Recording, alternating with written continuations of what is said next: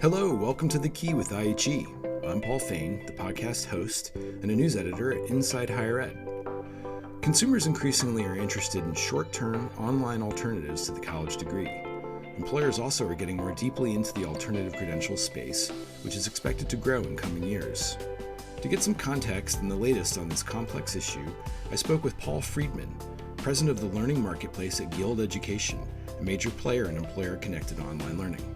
Friedman talked about how alternative credentials are faring in this recession compared to the last one. Everything required the bachelor's degree, but that wasn't enough. You needed to then go back to get a boot camp or a master's degree. You saw a push towards increasing amount of credentials. You definitely haven't seen that.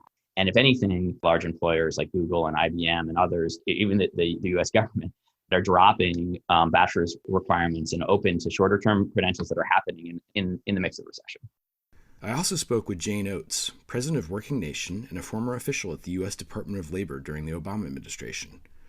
Oates described how short-term alternatives to the degree could and should work.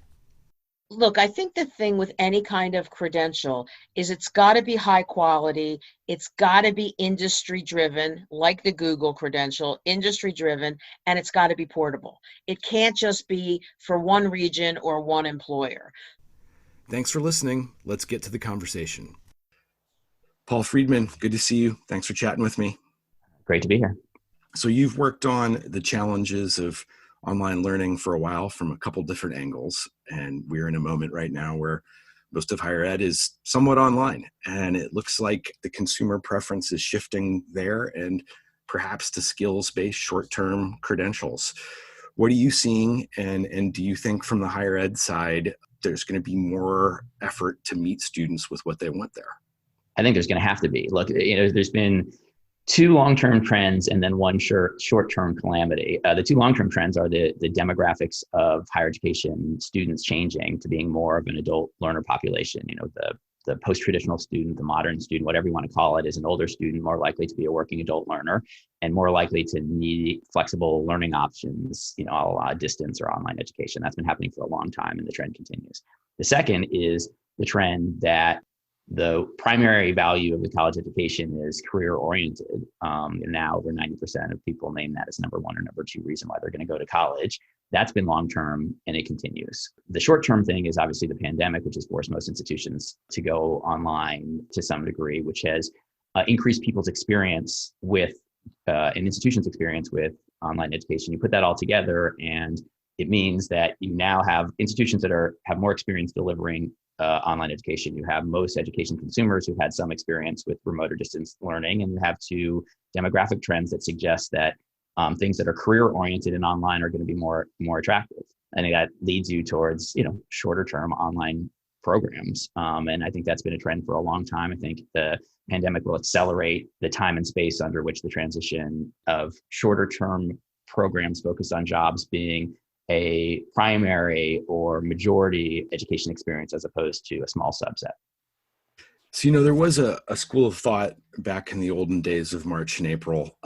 It hasn't been borne out by data points that I've seen, but that, the online experience would be so negative for consumers, for higher ed, for faculty members, that it might set back online education. And I don't think that's borne out, but your take on that theory, at least having some basis in reality? Look, there is good online education, good distance education, and there is what you do in a moment of crisis when you have to take offline classes and throw them into a Zoom room, and they are very different experiences. And I think the people who are worried about what this would do for online education were reflecting on how much a delta there is between a poor online experience and a rich, thoroughly built out online experience, and that's real. And a lot of students who got an experience with online education didn't get what you can get from a top institution that really focuses on quality, but they also learned stuff. And they also got familiar with the idea of learning in a more flexible environment. And so, I think the baseline just isn't that bad. And the reality is the baseline, some in-person classes are pretty bad too. But still people go to college where some of your professors are great and some of your professors are poor. So I just never bought that was going to be the end of the credibility of online education, or everybody who had a single bad course or a single bad experience weren't going to go along with it. And I think the data hasn't borne out. But the reality is the pressures that I mentioned before, the demographic pressures that push towards needing more flexible learning options, the desire for the career outcome to be shorter and faster and more present in the investment experiences, that those are going to kind of push through some wrinkles around the course experience, because the benefits outweigh some of the perception of worse quality or worse experience. One theory, I just wonder what you think about here, seeing the Strata data that shows this pretty large preference for skills-based credentials, short-term credentials. I'm thinking, if I'm mulling whether I need more education and training, the idea of biting off a multi-year degree program when you don't know what the jobs are going to be, you have some skills that have value in the marketplace, some that you need. It seems like you might want to make the bet on kind of a discrete skill set and one that could be stackable versus the big enchilada. I mean, is that something that you see out there? Yeah, I mean, at some level, it becomes a silly A/B test. If you ask somebody in a survey, would you rather spend 3 months getting an education to get you the same job that you could spend on average 6 years getting education for, which would you prefer? Most people are going to prefer the 3 months, right? And so it's not surprising that in increasing number in surveys, when asked about if people are open to short-term certificates, that you're seeing an increase in the people who said they would prefer that format. The ultimate question is whether the outcome is going to be the same, right? And that's where the data is still unclear. One of the questions we've talked about over the years when discussing the potential for alternative pathways, short-term credentials, work-tied credentials, was, if there's a recession, do the employers walk away from this? Do they go back to which they're mostly still at, the looking at degrees as a proxy? Doesn't seem to be happening right now, at least in your experience from Guild. But are we there where we can say that might be wrong? We can say that it's not happening like it happened in the last recession. We can say that clearly. What happened in the last recession is that you had great, degree inflation, right? A bachelor's degree started to not be enough. Everything required the bachelor's degree, but that wasn't enough. You needed to then go back to get a boot camp or a master's degree. You saw a push towards increasing amount of credentials. You definitely haven't seen that. And if anything, large employers like Google and IBM and others, even the US government, they're dropping bachelor's requirements and open to shorter term credentials that are happening in the mix of recession. We've also seen that and this is where Guild has our own proprietary data, but we've also seen that employer investment in sponsoring education hasn't decreased in this recession like it has in past recessions. In fact, we've seen the opposite. Some of our employers, Walmart as an example, publicly announced that they're increasing the eligibility for their debt-free educational benefit from having to work at Walmart for 90 days to the first day, which is a substantial increase in their investment in that program in the midst of a recession. So I think it's unclear to claim an outcome yet, but I think that what is clear is it hasn't gone in the direction of past recessions. I remain relatively confident that the traditional on-campus 4-year experience, 4 to 6 year experience, will survive this crisis. But I think when you look at the potential for these pathways, the alternative pathways, the question of tracking, right? For some, you can go get that 4-year degree, the serendipity of liberal arts experience. For others, this kind of short-term, bite-size, skills-based credential. What's your take on that potential critique and whether or not these credentials really can and should be stackable up to a degree? The cloistered 4-year college experience was designed to be a luxury good. That's when it was first invented. It was a luxury good. It's sort of always been a luxury good, and that's why it's so expensive. And it will be, it'll still be in existence. It will be, as it always has been, more accessible to affluent students for a variety of reasons. And the majority of people who participate in a college experience will do it differently, and they're going to start with something that gets them a job first. Now, colleges and universities have been really good at co-opting innovations in the past. The winners right now in online education, kind of aren't the startup onstarts or traditional institutions that have adopted the online education model. I think the same thing will happen with shorter format certificates, which is that smart universities will figure out how to do what you describe, which is create a short-term certificate as you're onboarding to your college education, but then stack them so that 4 years, 6 years later, you get something that is the same kind of robustness of a traditional college education, and you've just done it through a different pathway. And that different pathway allows for greater access, which is something we've been trying to achieve, but not making much success for decades. Before logged on to Zoom today, I was reading about the latest certificates from Google. I watched pretty closely the IT cert. Just seems like a fascinating development. Finally met my first graduate of the program who bypassed a bachelor degree requirement, which is, that's the thing, the holy grail, I think. But what do you think of the potential of something like what Google is doing to truly change the marketplace? Yeah, I think it's really interesting. And I would say that, in participation with a company called Pastoring Facebook and Sana and, are doing it as well. IBM has announced, certain programs. There's been a lot of big branded organizations have gone this direction. And I think a lot of them have seen what you've described, which is that people who are graduating those programs are actually getting jobs in the industry without having to go through the same 4 to 6 year experience of a bachelor's degree. And if that happens, it's game changing. I think what's really interesting is Google's brand, Facebook's brand, Asana's brand, Salesforce's brand. These organizations have credibility. If they're putting their name on a program, that makes it much easier for a smaller employer who can't judge between a plethora of different micro certificates and badges and whatever you have about quality. If the Google's brand's on it, that gives them credibility to hire the graduates. And I think that we're just starting to see it. If we start to see it at scale, it's going to be, kind of a major instrument of change in the higher education landscape.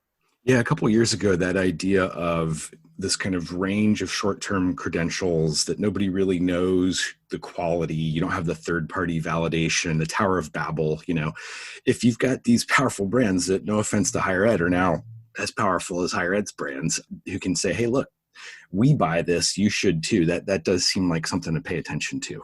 I think it's right. I think higher education institutions have had a monopoly on signal for a long time, right? The bachelor's degree was the universal container, and everybody had to get it in order to be able to get a job in a knowledge economy.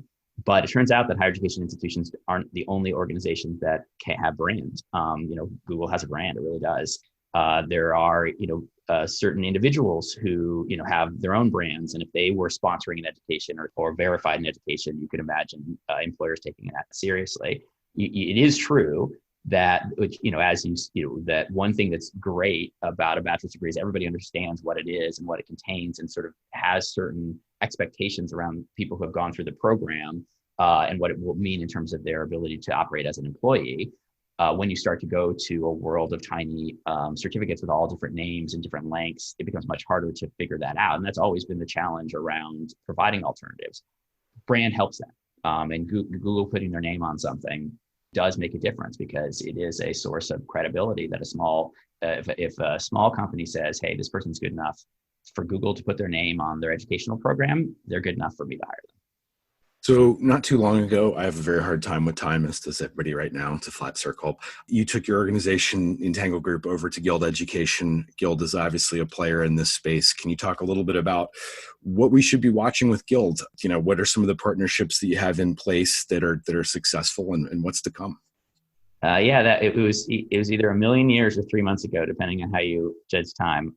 Guild had a really exciting progress, and our excitement continues. I think one of the things that we've announced lately, which continues to lead to very exciting developments, is an expansion of our core platform. We're in business because we believe that education is the best pathway for economic mobility, and the way that we've been doing that historically is working with large employers, Disney, Walmart, Chipotle, to work with them to sponsor their educational programs for their employees, pushing for debt-free education.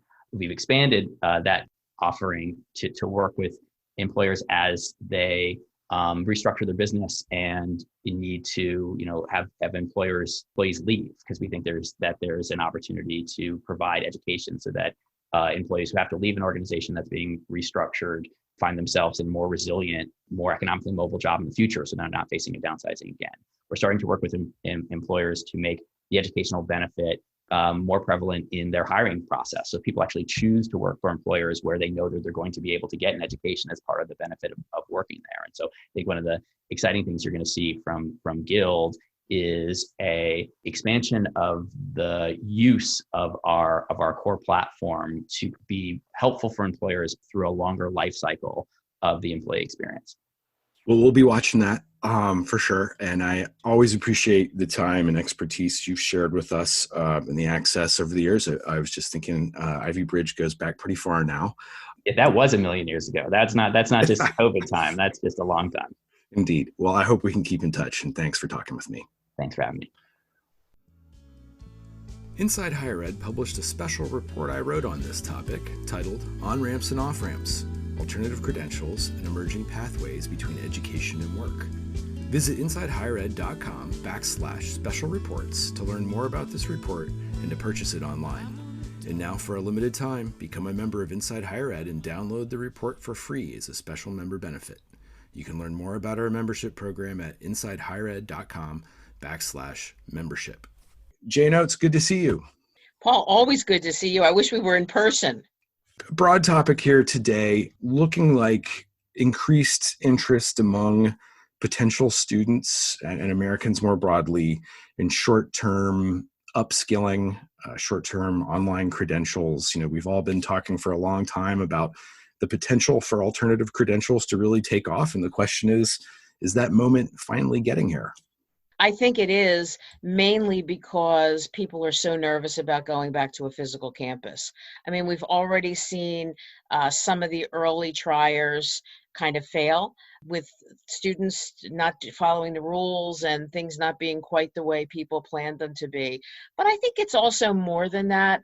I think that adults for a long time haven't really felt, for a myriad of reasons, that going back to a physical campus was in the cards for them.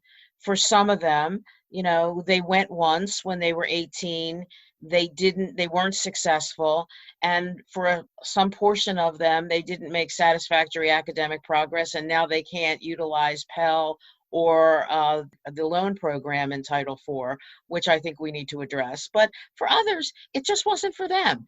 And they don't have the time, they have family responsibilities, they have life responsibilities. They want something that gives them what they need for right now, quickly, so they can get back to work. Yeah, and obviously all students right now have disrupted lives, but the students that our traditional institutions have struggled the most in serving, working adults, underserved communities, Latinos, Black students, single parents, even more struggles right now. All the data shows, it's just a hard time for them. So it would make sense that the shorter term programs that really meet them where they are in their lives would be of more interest. Yeah, and I think that they're getting clear signals. Maybe clear is an exaggeration, but they're getting signals that employers are coming back. But even if they're bringing them back to their same job, the job has changed over the past 5 months, and they may not feel that they're fully equipped to take on those changes. For others, the less lucky, their job isn't there anymore, and they're really looking for skills and ways to demonstrate that they have those skills with a quick and easy way. They don't mind if it costs money. They're not all going for the free programs, but they want a leg up when employers start hiring again. I've written a lot about Google's IT certificate, a little bit about Amazon's career choice program, but I actually talked to my first graduate of both of those programs who worked at a fulfillment center in Dallas and transitioned through with the Google program and a help from Merit America to a new job, and actually bypassed a bachelor's degree requirement with that Google certificate, which, that's not necessarily the norm right now, but I think that's the one that really should catch traditional colleges' attention if that pathway becomes viable. And when you have Google vouching for it and Amazon vouching for it, I think that makes a pretty big difference in consumers' minds. Do you agree? No, I think that too. And you mentioned another word when you said Merit America. These intermediaries who really do a great job of wraparound services, I think the colleges need to really be careful about them, because they're giving people what they need in terms of support. And for many of the colleges, that's where they've fallen short. They don't want to hear, they think it's excuses when they say my car broke down. They think it's, an excuse when they say my kid got sick or my kid's school isn't opening, or my kid has to go to school Monday, Wednesday, and Friday, so I can't go to class those days. They see those as excuses instead of as real life challenges. And, when you mentioned Merit America, they're an example of one of many programs that are really doing just a terrific job of listening to their students, their clients, and really giving them what they need with success as the metric, completion and success. And they're measuring success as job placement. And boy, Paul, I don't know many colleges who call job placement the metric of success. And the student, the adult learner I spoke with about her pathway to this new job cited exactly what you said, the student support, the group meetings, the things that Merit America provided, the soft skills, frankly, as being as important as anything, as giving her confidence to do a job search and to believe in her abilities. And, I do wonder in this era where everybody's some version of online, if colleges are going to find ways to work more with intermediaries themselves. There are some cost issues, I think, in providing student services, but I mean, the need is there. And I think most colleges acknowledges that they need to do more with helping online students, correct? Oh, I think that's right. And, there are some great examples around the country. I think that Goodwill has partnered with a lot of community colleges around the country, and they've actually, provided some of the support services, although, as we know, they're partnering with Google right now with digital literacy, but they give and they work together. And it's no different than what we see in K-12. In great K-12s, they're working with the Boys and Girls Clubs, they're working with JAG, they're working with Citizen Schools. It's not an add-on, it's something that's integrated into the school. And if more community colleges, quite frankly, in a lot of our 4 years, could do that with an intermediary, they wouldn't have to do more. They'd be able to do better what they're already doing now and let somebody else worry about the other stuff. One of the questions about the viability of short-term online credentials really taking off to me was, sure, Google has a scale, a brand, we don't need to describe how powerful it is, but for a small employer, or a program that is alternative, that isn't a big name, the big brand is still your local regional public, the small private, very powerful. HR, all this tends to look at those markers and those signals. Do you see that changing in any way amid this incredible disruption? So, look, I think the thing with any kind of credential is it's got to be high quality. It's got to be industry driven, like the Google credential, industry driven, and it's got to be portable.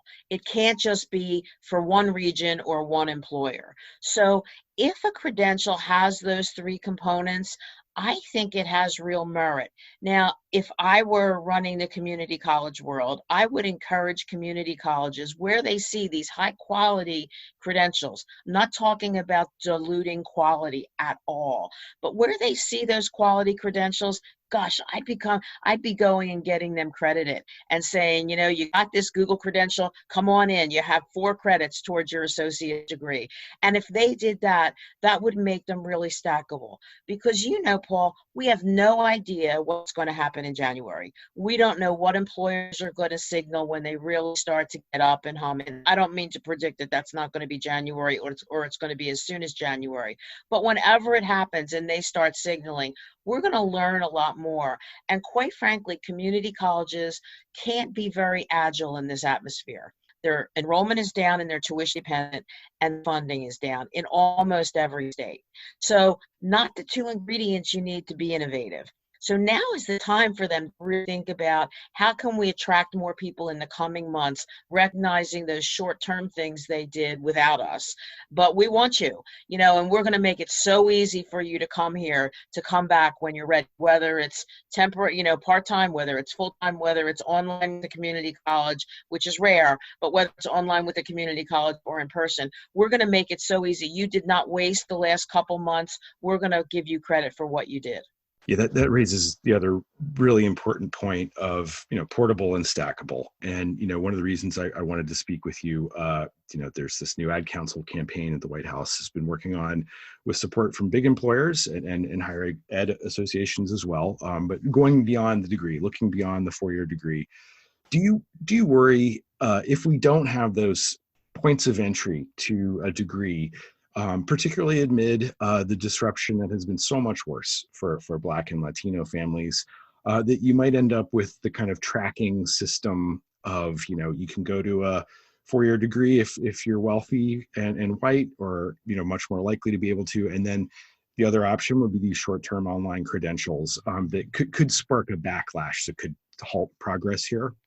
Absolutely. It's one of the things that I really worry about when we talk about credentials instead of a 2 or 4 year degree, instead of in addition to, because many people will say college for my kid and online credentials for those people. And for those people, too often it's been underrepresented groups. In the beginning, it was women, and in more recent times, it definitely is people of color.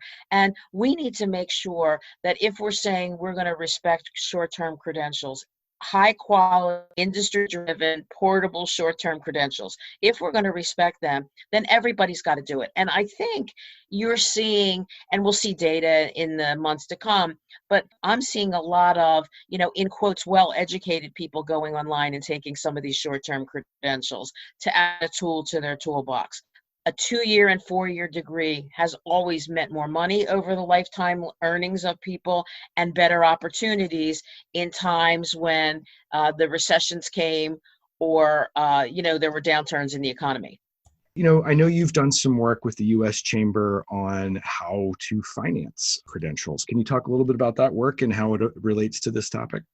Well, it's been really exciting for Working Nation to partner with both the Chamber and the Federal Reserve Bank of Atlanta.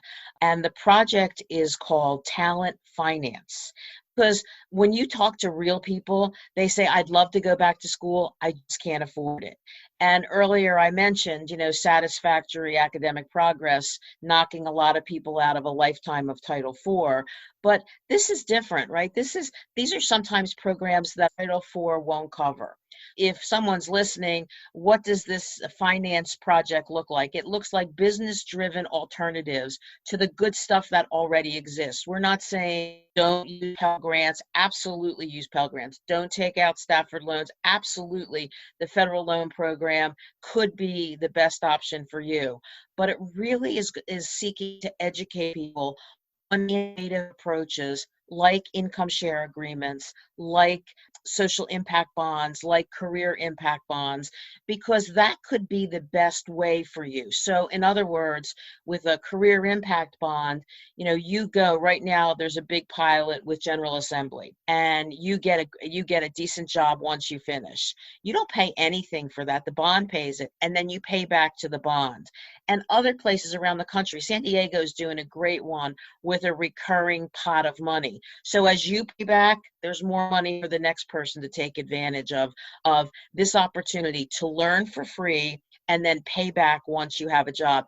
That idea is going to, interest different people. And it's not about talking them out going to college at 18 and getting a 4-year degree in 4 years.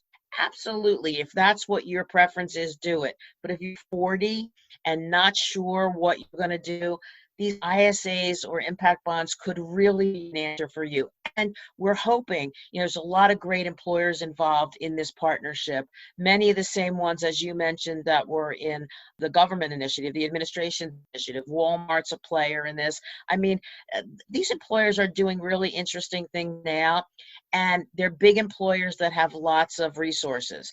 How do we make this scalable down so that small employers can take advantage of some of the same strategies? I like to tell listeners when I'm talking to folks, because things are changing so fast these days. Right? So it's August 24th, and there's a convention going on. The Democrats had theirs last week, the Republicans right now.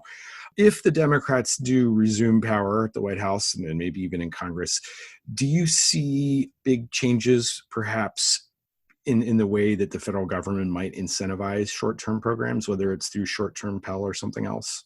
First of all, I think that Dr. Biden has always been such an advocate for community colleges, and I can't imagine that community colleges won't play a big part in whatever the whole idea is if there's a Biden administration in their education plan. But people forget that, you know, Biden, when he was in the Senate, I hate to admit I'm old enough to have worked in the Senate when he was in the Senate, but, you know, he was a big proponent of more options in anything that he did. He was very involved. He wasn't on the committee, but very involved when we did the first WIA in 1998. And he was really interested in how do people get access, and then how do we make sure they finish. Even in 1998, he was talking that game. So I really, you know, not to put one more thing in, but I expect great things. I think he'll really attract talented people to his administration, particularly in education, who have a lot of experience. But I think people will be surprised. I think he'll really be interested in attracting innovative thinkers. You know, he won't want to do anything to stand in the way of the current system, the traditional measures growing and flourishing. But I really think he and his administration will be very open, mainly because the need is so great.